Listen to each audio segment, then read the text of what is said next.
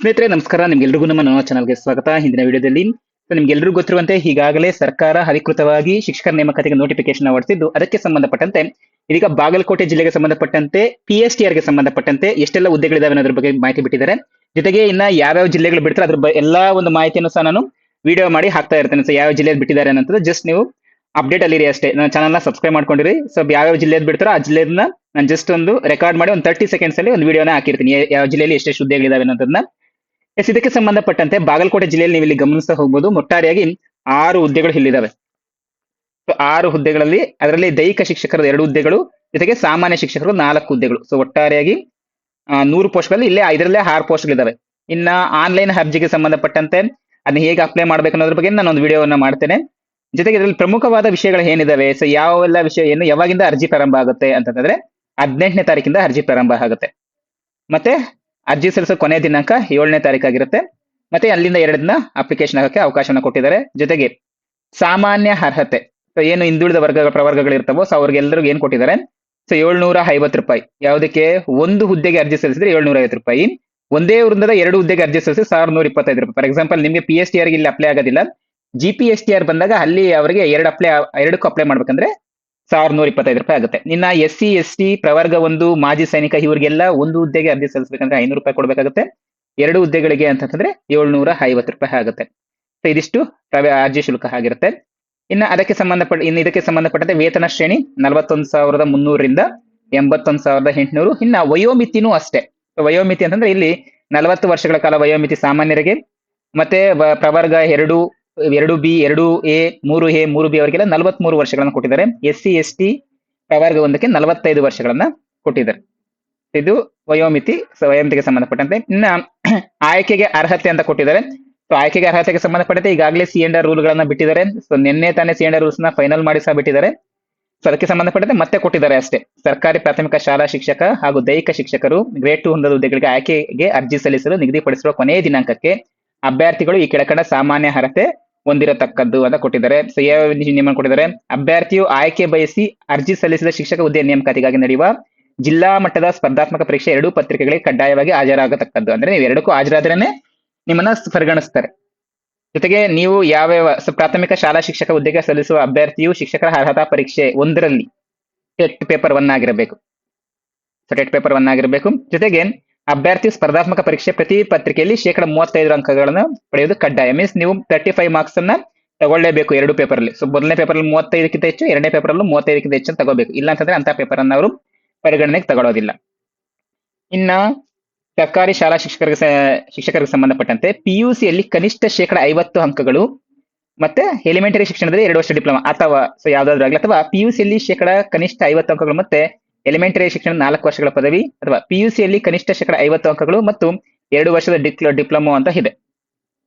So ಇಲ್ಲಿ ಕನಿಷ್ಠ 50 ಅಂಕಗಳನ್ನ ಪಡ್ಕೊಂಡಿರ್ಬೇಕು ಅಷ್ಟೇ. ಇನ್ನ ಟೆಟ್ ಅಲ್ಲಿ ಪೇಪರ್ 1 ಕ್ಲಿಯರ್ ಮಾಡ್ಕೊಂಡಿರ್ಬೇಕು. ಜೊತೆಗೆ ಮತ್ತು ಅಂತ ಹೇಳಿದೆ, ಮತ್ತು ರಾಷ್ಟ್ರೀಯ ಶಿಕ್ಷಕರ ಶಿಕ್ಷಣ ಪರಿಷತ್ ನೇಮಿಸಿರಬಹುದಾದ ಇನ್ಯಾವುದೇ ಉನ್ನತ ಅಥವಾ ಹೆಚ್ಚುವರಿ ಅರ್ಹತೆಗಳು, ಮೀನ್ಸ್ ಪರಿಶಿಷ್ಟ ಜಾತಿ, ಪರಿಶಿಷ್ಟ ವರ್ಗ, ಹಿಂದುಳಿದ ವರ್ಗಗಳ ಪ್ರವರ್ಗ 1ಕ್ಕೆ ಸೇರಿದಂತೆ ಅಭ್ಯರ್ಥಿಯಾಗಿದ್ದಲ್ಲಿ ಅವರು PUC ಯಲ್ಲಿ ಕನಿಷ್ಠ 45 ಅಂಕಗಳನ್ನು ಪಡೆದಿದ್ರೆ ಸಾಕು ಅಂತ ಕೊಟ್ಟಿದ್ದಾರೆ. ಇನ್ನ ಸರ್ಕಾರಿ ಪ್ರಾಥಮಿಕ ಮತ್ತು ಹಿರಿಯ ಪ್ರಾಥಮಿಕ ಶಾಲೆಗಳ ದೈಹಿಕ ಶಿಕ್ಷಕರಿಗೆ ಸಂಬಂಧಪಟ್ಟಂತ ಸಹ ಅವರಿಗೂ ಸಹ C&R ರೂಲ್ಸ್ ಅಲ್ಲಿ ಇದೆಲ್ಲ ಮಾಹಿತಿಯನ್ನ ಕೊಟ್ಟಿದ್ದಾರೆ. ಸೊ ನಾವೀಗ ಏನ್ ತಿಳ್ಕೊಳ್ಳೋಣ, ಏನೆಲ್ಲ ಪಠ್ಯಕ್ರಮದಲ್ಲಿ ಇದೆ. ಪಠ್ಯಕ್ರಮದಲ್ಲಿ ಮತ್ತೆ ಇನ್ನೊಂದು ಮಾಹಿತಿ ಏನು ಅಂತಂದ್ರೆ, ನಿಮಗೆ ಜಾಬ್ ಆದ್ಮೇಲೆ 1:2 ರೇಷಿಯೋದಲ್ಲಿ ಅಭ್ಯರ್ಥಿಗಳ ದಾಖಲೆ ಪರಿಶೀಲನೆ ಕರೀತಾರೆ. ಫಾರ್ ಎಕ್ಸಾಂಪಲ್ ಇಲ್ಲಿ 6 ಪೋಸ್ಟ್ ಇದೆ. 6 ಪೋಸ್ಟ್ ಅಲ್ಲಿ 4 ಪೋಸ್ಟ್ ಜನರಲ್ ಪೋಸ್ಟ್ ಮತ್ತೆ 2 ಪೋಸ್ಟ್ ಹಿಂದೆ 2 ಪೋಸ್ಟ್ PET ಪೋಸ್ಟ್ ಇದೆ. 2 ಪೋಸ್ಟ್ PET ಪೋಸ್ಟ್ ಇದೆ. ಸೊ ಇದಕ್ಕೆ ಸಂಬಂಧಪಟ್ಟಂತೆ 4 ಮೆಂಬರ್ಸ್ ಅನ್ನ ಸೆಲೆಕ್ಟ್ ಮಾಡ್ಕೊಳ್ತಾರೆ. ಇಲ್ಲಿ 8 ಮೆಂಬರ್ಸ್ ಅನ್ನ ಸೆಲೆಕ್ಟ್ ಮಾಡ್ಕೊಳ್ತಾರೆ. ಟೋಟಲ್ 12 ಮೆಂಬರ್ಸ್ ಅನ್ನ ಸೆಲೆಕ್ಟ್ ಮಾಡ್ಕೊಳ್ತಾರೆ.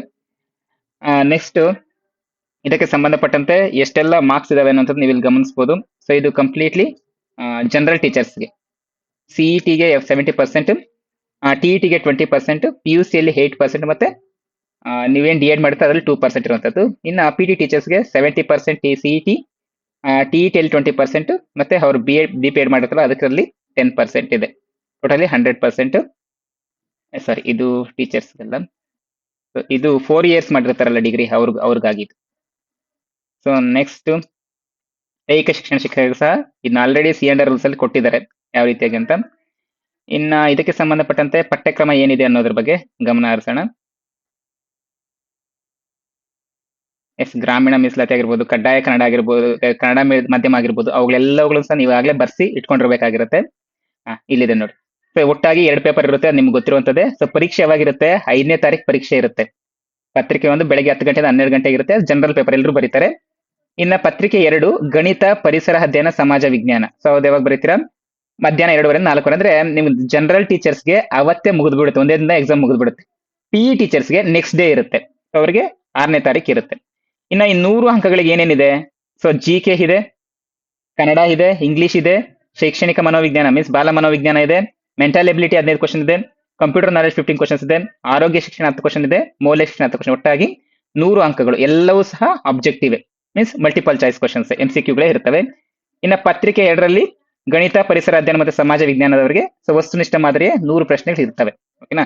ದೈಹಿಕ ಶಿಕ್ಷಣ ಶಿಕ್ಷಕರಿಗೂ ಅಷ್ಟೇ 100 ಪ್ರಶ್ನೆಗಳಿರ್ತವೆ 100 ಅಂಕಗಳಿಗೆ. ಸೊ ಇದಿಷ್ಟು ಸಂಪೂರ್ಣವಾಗಿ ಎಲ್ಲಾ ಒಂದು ನೋಟಿಫಿಕೇಶನ್ ಒಂದೇ ರೀತಿಯಾಗಿರುತ್ತೆ. ಓಕೆನಾ? ಸೊ ನಾನೀಗ ಇಲ್ಲಿ ಮಾಡ್ತಾ ಇರೋದು ಬೆಳಗಾವಿ ಜಿಲ್ಲೆಗೆ ಸಂಬಂಧಪಟ್ಟಿರುವಂತದ್ದು.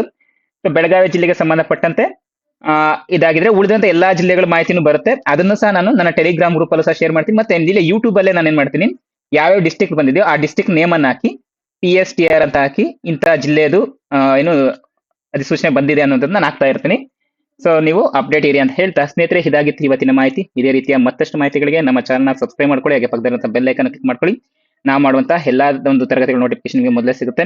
ಜೊತೆಗೆ ಕೀ ಉತ್ತರಗಳು ಹೇಗೆ, ಸ್ಪರ್ಧಾತ್ಮಕ ಪರೀಕ್ಷೆ ಫಲಿತಾಂಶದ ಪ್ರಕಟಣೆ ಹೇಗೆ, ಮತ್ತೆ ಅದಕ್ಕೆ ಹೇಗೆ ಆಕ್ಷೇಪಣೆ ಸಲ್ಲಿಸಬೇಕು ಅನ್ಸೋದ್ರ ಬಗ್ಗೆ ಎಲ್ಲಾ ಮಾಹಿತಿನೂ ಇದೆ. ಬಟ್ ಆದ್ರೆ ಅದು ಹೇಗೆ, ಯಾವಾಗ? ಸೊ ನೀವು ಅಪ್ಲಿಕೇಶನ್ ಸಲ್ಲಿಸಿದ ಆದ್ಮೇಲೆ. ಮತ್ತೆನಾ? ಮತ್ತೆ ಇನ್ನೊಂದು ಪ್ರಮುಖವಾದ ಮಾಹಿತಿ ಹೇಳಬೇಕಿತ್ತು.